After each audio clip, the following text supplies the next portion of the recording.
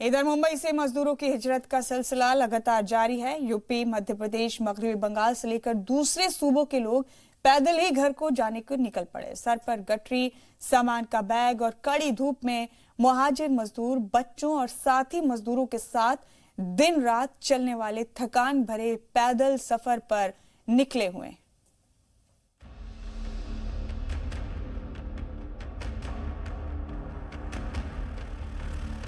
Corona की वबा में हर इंसान परेशान है, बेबस है। मजदूरों का काम ठप है। अब रोटी का बहरान है जो जिंदगी पर भारी पड़ रहा है। मुसीबत की इस घड़ी में घर के लिए निकल पड़े हैं। सर पर सामान का बोझ लिए चिलचिलाती धूप से हौसला टूट रहा है। कोई हाल पूछ ले तो आंखों से बेबसी के आंसू यूं ही निकल आते हैं। खतरा जरूर है पैदल चलने में, लेकिन उनकी मजबूरी है, क्या करें। रोजी रोटी नहीं रही और भूखे प्यासे रहने से बेहतर है कि वो अपने गांव की तरफ ही निकल पड़े। हालांकि इनके न ट्रेन का इंतजाम है न बसों का इंतजाम है। ये पैदल अपने सामानों को लेकर निकले हुए हैं। 3 दिन से भूखे रह रहे हैं यहाँ पे और हम लोग के खाने का कोई बंदोबस्त नहीं है। रोड पे रहते हैं सर हम लोग पैदल जा जाएंगे।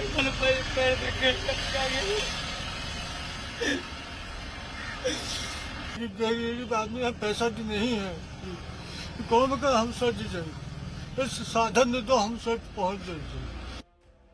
चिलचिलाती धूप और तपती गर्मी में हजारों किलोमीटर का पैदल सफर। जेब खाली है, नौकरी भी नहीं है। ऐसे में खाने का खर्चा, घर का किराया कौन देगा? यही सोचकर मेहनतकश मजदूर निकल पड़े हैं। किसी को मध्य प्रदेश जाना है, किसी को यूपी जाना है, तो कोई मगरबी बंगाल के लिए निकला है। मजदूरों की बेबसी देखिए कि सफर की शुरुआत ऐसी है तो आगे क्या होगा। तो जान प्यारी है मेरे, तो अब पैदल चलने ही पड़ेगा ना। मेरे को खाने की तकलीफ है, इसलिए मेरे को पैदल चलना पड़ रहा है। का कोई ठिकाना नहीं, अपने को खाने का नहीं है। घर पे छोटा छोटा बच्चा है, वो लोग भी रो रहा है। अपने को जाने के लिए दिक्कत हो रहा है। मुंबई में बाहर से आए मुहाजिर मजदूरों की तादाद करीब 10 लाख से ज्यादा है। दिहाड़ी और मजदूरी से घर चलता था, लेकिन अब न रही दिहाड़ी, न मिलता है पैसा। उधर महाराष्ट्र सरकार दावा कर रही है कि अब तक करीब 75,000 मुहाजिर मजदूरों को उनके शहरों में भेजा गया, लेकिन दावे तो दावे हैं। हकीकत सड़क पर है, बेहद खतरनाक है। लाख कोशिशों के बाद पुलिस का फॉर्म तक भरा, लेकिन बस और ट्रेन से सफर का इंतजाम नहीं हुआ। पैदल जाना ही पड़ेगा, न पैसा है न कौड़ी है, तो पैदल ही जाना पड़ेगा। पैदल कहाँ तक? और जहाँ तक चल पाएंगे चलेंगे सर। यहाँ पे तो बहुत तकलीफ हम लोग का थे। खाना भी नहीं मिल रहा था, 2-3 दिन से भूखे सोए, फिर भी हम लोग चले। मुंबई से जाते मजदूरों की शिकायत है, लेकिन कोई सुनने वाला नहीं। अब मंजिल बहुत दूर है।